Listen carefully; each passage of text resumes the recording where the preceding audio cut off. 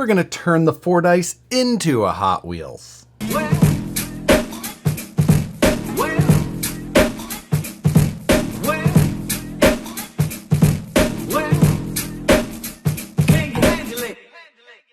What's going on, everyone? Welcome back to week 4 of the Fordyce budget build-off.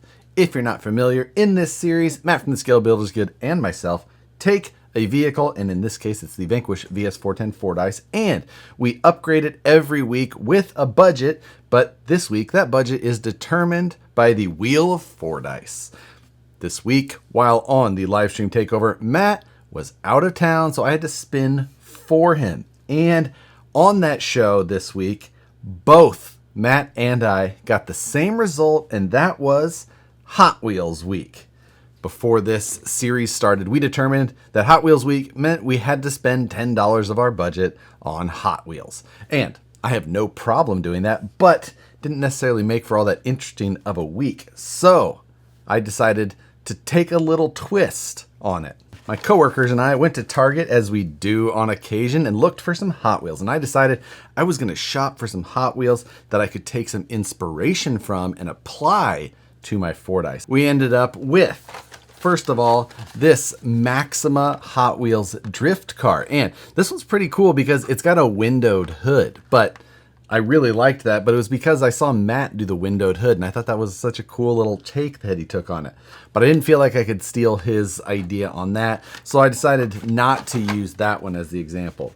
The next one is the Hot Wheels wagon, and that one seemed like an easy one to do because it would just be like Hot Wheels down the side and some sort of number, but that seemed maybe a little bit too easy, so I decided not to go that way. Then we had the Hot Wheels City Turbo Honda. This one has kind of a cool paint scheme on it. I thought maybe that would be reasonable, but then I remembered that I don't paint, or don't paint well especially, so I decided not to go with that one.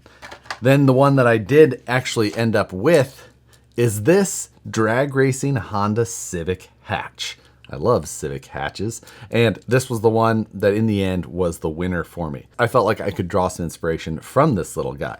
First of all, it's got a white hood. I was like, I think I can pull off either a white hood or some white section of the hood, so I'm going to try and get that done.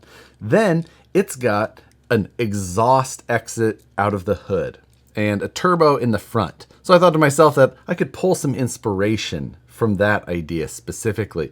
And then maybe on later down the road, we can do something with the wheel color here and there. Maybe we'll continue this trend as we go. It's got some graphics down the side. Let's see how far we get. While the Hot Wheels was something we had to buy for this week, it's not exactly a portion of the upgrades. And we had some money left over from last week. Now, with the money we had left over from last week, and even though we had a $10 deduction for Hot Wheels for this week, that left me with a nice little surplus that I am going to take, and I'm going to upgrade this truck to brushless the legitimate way, not the way that Matt did in the recycling week. So we're going to be taking and adding a Hobbywing Fusion SE to this vehicle. It's a low budget oriented Fusion, so you still get the nice low speed control. It's not going to have the same speed, it's not going to have the same pop as the Fusion Pro or anything like that, but it's just a nice upgrade over a brush system, and it combines both the ESC and the motor into one package that easily drops into the VFD transmission. Now, for the decision to model after that Honda, I wanted to take and drop a turbo and exhaust into this truck in a way that was visible. And taking some inspiration from one of my favorite YouTubers, which is Cletus McFarland, I decided to do a turbo and exhaust system that was visible through the hood. And what I came up with is this little unit here. Now this has got a velocity stack, a turbo with both the hot and cold housings there, and then an upswept exhaust that comes off of the back. This is a multi-piece system with the velocity stack being one, the cold side being another, the hot side its own piece, and then the exhaust yet another piece, and it all bolts together. So if you want to change up the color as you go through the 3D print or weather it in your own unique way, you can do all of that. But my real idea, and why you see this pigtail of wire coming off here, is what I hope to be able to do maybe in a future week when I get to it, is print the hot side of the turbo housing and the exhaust in a clear PETG or something along those lines, and then weather it, paint it so that it looks like actual, steel or aluminum, whatever material you're trying to mimic, depending on which one it is, and then come up with a little controller that will light up the LED that I have in the bottom side of it as you increase throttle. That way the turbo back housing and the exhaust would start to glow the longer and longer you're on throttle. And I think I can come up with that controller. We'll get into that hopefully in a later week. I may not wire this in yet, as again, my ultimate goal is to have it kind of proportionally controlled with throttle input. Now, getting this installed into the truck is a bit of a trick on its own as well. I don't want it just on top of the hood. I feel like that would look silly. I want it down in the engine bay, as it properly should be, but about half exposed. I came up with these two pieces here. Now, this piece is actually the pattern for the cut that I need to make. This piece here actually locates the pattern, and it kind of locates itself perfectly onto the grill and hood, and then I can line up the cut pattern, and that will perfectly determine where I need to cut the hood. Let's dive into this process and see how close I can get. Using the locator jig along the front grille allowed me to figure out where exactly I needed to stick this little jig so I could trace it and figure out where I needed to trim my hood. I used a combination of an X-Acto blade, body reamer, body scissors, and files to slowly work the opening open enough that the turbo system is going to clear.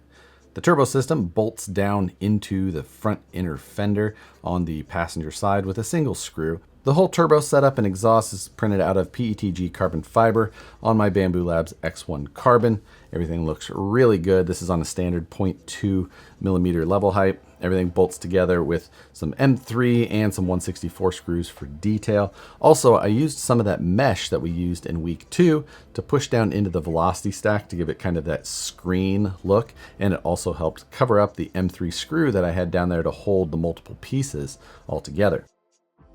Installation of the Fusion SE is pretty straightforward. We're going to start by removing the transmission from the chassis. Once that's all removed, we can pull that transmission straight out. You can disconnect the motor from the ESC, and we will also need to remove the ESC from the chassis. Once the transmission's out, you can remove the 2 screws holding the motor to the transmission. The stock motor comes with a 13-tooth pinion. Now, I'm going to go up 1 size in pinion to a 14-tooth with this brushless, so we are going to need to include that pinion in the budget. Now, when reinstalling the transmission into the chassis, you're probably going to have to shave a millimeter or so off the passenger side upper link mount.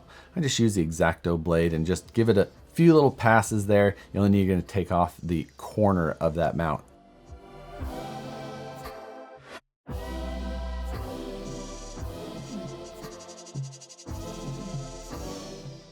After I had everything cut, I disassembled the front grille setup once again and began masking the body so that I could get ready to paint. I also needed to remove the decals from the center of the hood and the side. And after I did that, I gave everything a good wipe down with some alcohol first, then started my masking process. After the masking was all completed, I did do another wipe down with some alcohol. I didn't do any scuffing on the body or anything like that, but we did 3 coats of Tamiya PS1 paint. First one was pretty light, second 2, not as light, and then I added the decals on the side that were leftovers and included with the sticker sheet in with your Fordyce manual. Okay, I'm pretty pumped on how this whole thing turned out. I painted a section of the hood white. Kind of poorly if you look real close, but let's not get into that. However, just the idea of carrying over the theme from a Hot Wheel onto the Fordyce worked really well.